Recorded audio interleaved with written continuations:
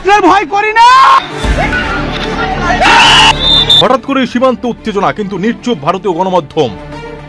বেশ কিছুদিন ধরে ছোট ছোট ঘটনার মধ্যেই আজ শনিবার বেলা 12টার দিকে উত্তেজনা ও সংঘর্ষের শুরু হয় চাঁপাইনবাবগঞ্জের কিরণগঞ্জ সীমান্তের নোম্যান্স ল্যান্ড এলাকায় ভারত বাংলাদেশ নাগরিকদের মধ্যে। গাছ কাটা নিয়ে উত্তেজনার এক পর্যায়ে সংঘর্ষের ঘটনা ঘটে। এই ঘটনায় আহত হয়েছে 5 জন বাংলাদেশি।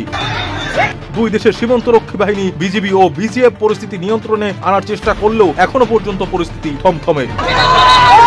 এই ঘটনায় তলব করা হয়েছে অতিরিক্ত ফোর্স। অপরদিকে ভারতীয় সীমান্তে অতিরিক্ত বিএসএফ এর অবস্থান লক্ষ্য করা গেছে। স্থানীয়দের অভিযোগ, চৌকি সীমান্ত এলাকায় বাংলাদেশি ভূখণ্ডে প্রবেশ করে অন্তত 30টি আম গাছ ও শতাধিক বড়ই গাছ কেটে ফেলেছে ভারতীয় জনগণ। কিন্তু দেখার বিষয়, বেশ কিছুদিন ধরে ভারতীয় গণমাধ্যম বাংলাদেশ ভারত সীমান্ত নিয়ে সংবাদ প্রচার করলেও আজকের এই ঘটনা নিয়ে অধিকাংশ গণমাধ্যমই নিশ্চুপ।